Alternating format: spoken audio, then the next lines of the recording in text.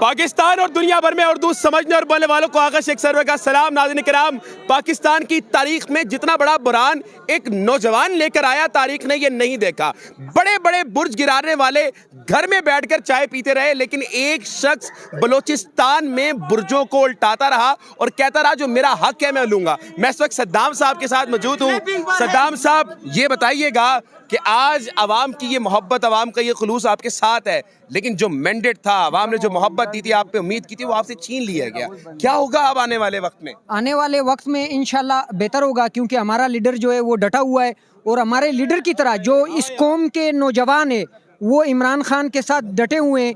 मेरी मिसाल ले ले, इन तमाम नौजवानों की मिसाल ले ले कि मैं एक मिडिल क्लास के तबके से ताल्लुक़ रखने वाला नौजवान, जिसको इमरान खान ने टिकट दे के कक से लक बना दिया। आपको नज़र आ रहा है ये मोहब्बत जो मिल रही है, ये इमरान खान की मोहब्बत है, ये किसी की कोई ज़ाती शख्सियत नहीं है। जितनी वोट हमें पड़ी है, जहाँ जहाँ जिस कैंडिडेट को वोट मिले, ये इमरान खान की मेहनत है, उनके 28 साल कुर्बानियों का नतीजा है। और इंशाल्लाह हम अपने लीडर को ये बावर कराना चाहते हैं कि नौजवान जो है वो आपके कुर्बानियों को कभी भी ज़ाया नहीं होने देंगे। हम अपनी जान कुर्बान करने के लिए तैयार है। जिस तरह जुलेशा ने कुर्बानी दी, जिस तरह 9 मई में हमारे नौजवानों को शहीद किया गया, और जिस तरह मेरे कैंपेन में सिब्बी में मेरे ऊपर हमला करके मेरे 4 साथियों को शहीद किया गया। यानी कहने का मकसद ये कि जान से ज़्यादा तो कुछ भी नहीं है ना। हम अपने लीडर के लिए, अपने मुल्क के लिए, रूल ऑफ लॉ के लिए और मजलूम लोगों के लिए अपनी जान हथेली में लेके इंशाल्लाह हर मैदान में मुकाबला करेंगे। साहब, आप जिस तरह से एक बयानिया लेकर चलते हैं और देखा जाता है एस्टेब्लिशमेंट के प्रो खिलाफ आप चलते हैं, मुखालिफ बयानिया चलता है, वहीं दूसरा आपको बड़ी तनकीद का अपनी ही पार्टी की तरफ से बयानिया सामने आया कि जनाब सद्दाम साहब गलत कर रहे हैं, आपको रोकना चाहिए। इस पे आप क्या कहेंगे? नहीं, ये हमारा सवाल है आपसे। नहीं, ये ऐसी कोई बात नहीं है। ये एस्टेब्लिशमेंट के खिलाफ की जो बात की जा रही है, ये कोई जातियात के बुनियाद पे तो नहीं हो रही है ना।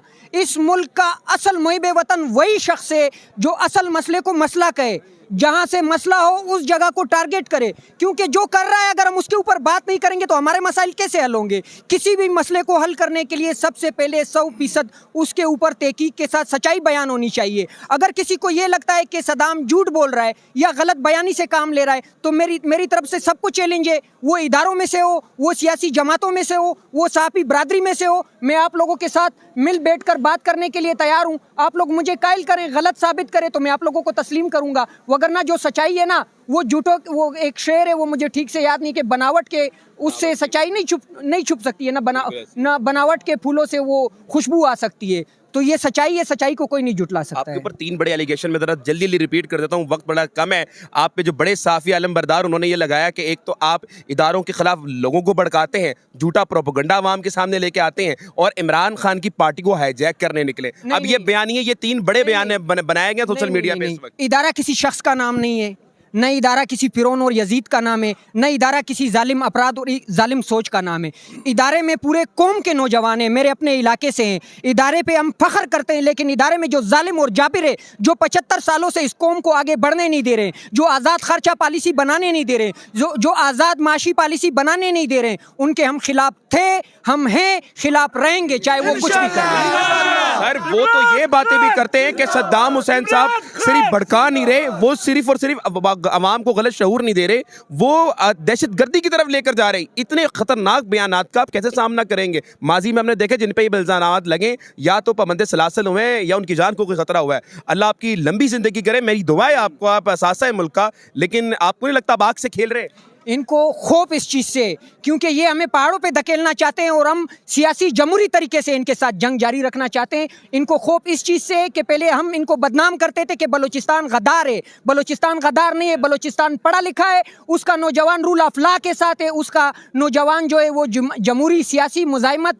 जो होनी चाहिए वो करेगा और करता रहेगा, चाहे आप लोग हमारे ऊपर कोई भी लेबल लगाते रहे। रह गई शहादत की बात और मारने की बात, मुझसे खूबसूरत नौजवान शहीद हुए, मुझसे ताकतवर खानदान के अफराद शहीद हुए, लेकिन ये बयानिया रुका नहीं है। हक और सच का बयानिया जो है वो आबिल काबिल से लेके कयामत तक जारी रहेगा, और ये सिर्फ जांचा जाएगा। इंसान की जिंदगी एक इम्तिहान होती है कि आप किस सफ में खड़े होते हैं। चले, आपके ये सफ में वाली बात बिल्कुल मैं इससे इत्तेफाक करता हूं, मगर to be very honest to you, आप अगर देखें बलूचिस्तान में इस तरह से आप आवाज़ उठा रहे हैं, ना तो पंजाब में इस तरह से आवाज़ उठाई जा रही है, ना सिंध में इस तरह से आवाज़ उठाई जा रही है, इसकी वजह क्या है भाईजान? मुआशरा जो है वो हमेशा बुरे लोगों की बुराई की वजह से नहीं बल्कि अच्छे लोगों की खामोशी की वजह से तबाह होता है।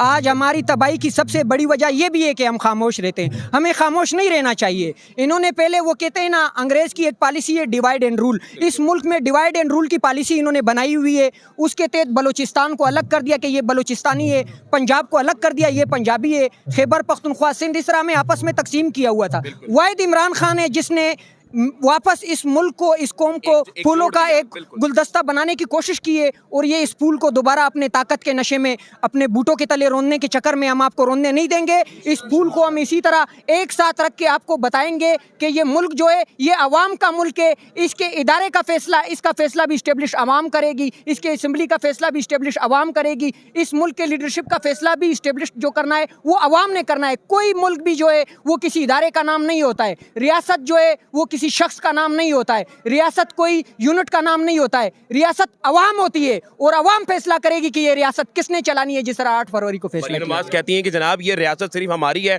हम जीते हैं, ये तो सिर्फ फार्म 45 ड्रामेबाजी कर रहे हैं पीटीआई वाले और इसके आगे कुछ है भी नहीं। मरियम बीबी को इनके टीम के साथ चैलेंज है। आप में अगर जिगरा है ना, मेरे हल्के पे आए, मैं आप लोगों से बात करता हूँ। बुलाएं जिस चैनल पे आप मुझे बुलाते हैं, मैं लाइव टॉक शो में आपके सामने बैठूंगा। मरियम नवाज को चैलेंज कर रहे हैं मैं मरियम नवाज को सिर्फ नहीं, मैं मियां नवाज शरीफ को, शहबाज शरीफ को, इनकी मुकम्मल टीम को और इनके जो लिफाफा सहाफ़ी है इनको चैलेंज करता हूँ। बुलाएं मुझे। अगर हमने साबित नहीं किया कि आप फार्म 47 वाले जो है गद्दार भी है और इस मुल्क के मैंडेट को भी आप लोगों ने चोरी किया है, तो मुझे डी चौक में फांसी दी जाए। और अगर हमने साबित किया तो खुदा को माने यार, इस कौम की जान छोड़े। ये आप जो है, आपकी इतनी ताकत नहीं है जो आप कर रहे हैं। हमें पता है कौन कर रहा है और उससे कौन करवा रहा है, और इंशाल्लाह उनको भी हम रोक के दिखाएंगे। 70 सालों में, 70 सालों में हमने आज तक कभी ये नहीं देखा कि फ्री एंड फेयर इलेक्शन हुआ। लेकिन जो रिगिंग हमने 2024 के इलेक्शन में देखी वो भी कभी देखने को नहीं मिली। But the main question is that कि आप अपना मैंडेट वापस कैसे लेंगे सर? ना तो आईनी तरीका देख रहा है, अदालतें बंद हैं, तमाम कानूनी दरवाजे आप पे बंद, आप एहतजाज करते हैं, लोग पकड़े जाते हैं, मारे जाते हैं, तमाम केसेस बना दिए जाते हैं। तो इस सूरत में अपना मैंडेट कैसे लेंगे भाई आप? हम मैंडेट की बात पहले अपने लीडर की रिहाई की बात करते हैं, उसके बाद हम मैंडेट की बात करते हैं। मैंडेट हम सड़कों पे निकल कर मुजाहिमत 6 महीने तक कम से कम बाहर नहीं आऊंगा, इमरान खान साहब के अपने कॉल है। वो इसलिए कह रहा है क्योंकि उसे ये लग रहा है कि कौम जो है वो उस तरह नहीं निकल रही है सड़कों पे। लेकिन उसको ये पता नहीं है कि बाहर आपके नौजवान आपके ऊपर जान निछावर करने के लिए तैयार है, शहीद होने के लिए तैयार है। आप एक नौजवान है, अब आप मुझे यहाँ पर तमाम लोग खड़े हुए, एक डेट बता दीजिए या कुछ ऐसा वक्त बता दीजिए कि खान साहब अब बाहर आएंगे। देखिए, मैं कबल अज़ वक्त इस तरह कोई बात नहीं करना चाहता जिससे सोशल मीडिया में जिस तरह मुखालफिन हमारे खिलाफ कोई प्रोपेगंडा करते हैं। काम चल रहा है और काम जो चलता है ना वो नज़र भी आता है, और आपको नज़र आएगा आज के बाद कि इमरान खान के रिहाई के लिए नौजवान सड़कों पे निकल चुके हैं, और तब तक चैन से नहीं बैठेंगे जब तक हम अपने लीडर को जेल से रिहाई लेट मी रीसेट दिस। मैं चेंज कर लेता हूँ अपना क्वेश्चन। आप इमरान खान को बाहर निकालने की बातें कर रहे हैं, अदालती दरवाजे बंद हैं, एहतजाज के लिए आपको कोई प्रोटोकॉल नहीं मिलता, बल्कि मारा जाता है आपको, आपके लोगों में पर्चे करा दी जाते हैं। इस सूरत में खान साहब को बाहर कैसे? मैं सिर्फ आपको आखिरी मुद्दा बता देता हूँ, बाकी आप समझ जाएंगे। हम हर जमहूरी तरीके से अपने लीडर की रिहाई के लिए आवाज़ उठाएंगे। आखिरी ऑप्शन हमारा, अगर पार्टी चाहे, हम पार्टी के साथ है, पार्टी से इल्तिजा करते हैं, सीनियर लीडरशिप से इल्तिजा करते हैं कि देखिए ये सब कुछ अमरीकी साइफर पे हुआ, डोनाल्ड लू के कहने पे हुआ, और आज तक हमारे मुल्क में मुदाखलत कर रहे हैं। और पिछले चंद दिनों पहले डोनाल्ड लू का एक बयान था कि हम अब तक F-16 की मॉनिटरिंग कर रहे हैं। ये आपके बाप का मुल्क है जो आप हमारे F-16 की मॉनिटरिंग कर रहे हैं? हम आके अमरीकी एम्बेसी के सामने बैठ के दिखाएंगे और बताएंगे कि ये मुल्क पाकिस्तानी कौम जो चाहती है उसके मुताबिक चलेगा और अपने लीडर को बाहर निकालेगा। बहुत शुक्रिया सद्दाम साहब। सद्दाम साहब ने एक बड़ी बात की कि मैं गुलाम सिर्फ अल्लाह का हूं, अमेरिका सुपर पावर नहीं है, और हम लेके दिखाएंगे अपना मैंडेट। नाज़रीन किराम, जिसका यकीन अल्लाह पर हो और जिसका यकीन अपनी मौत पर हो, वो नाज़रीन किराम डरता नहीं। और सद्दाम खान में यही चीज़ देखी जा रही थी, तमाम वो बातें करते हैं, और एक चीज़ वाज़ेह वो बता रहे हैं कि जो मर्जी हो जाए, चाहे आप जो मर्जी कर लें, मैं अपना मैंडेट वापस लेके रहूंगा, चाहे कफन बांधना पड़े, चाहे बाहर निकलना पड़े, मैं लेकर रहूंगा। कुरान में अल्लाह ताला अपनी कौम को इरशाद फरमाता है कि वो कौमें तबाह हो जाती हैं जो अपने हक के लिए आवाज़ नहीं उठाती। तो उन्होंने ये बात की कि जनाब आला, अगर आप इसी तरह से अपने हक पे खामोश रहे तो इतने बड़े मुजरिम हैं आप जितने ही बड़े ये लोग हैं। सद्दाम साहब ने जो बात की वो तमाम चीज़ें एक ही तरफ इशारा देती हैं कि सद्दाम खान रुकने वाला नहीं है, लेकिन सद्दाम खान अकेला है, ये फैसला आवाम को करना है। पाकिस्तान जिंदाबाद।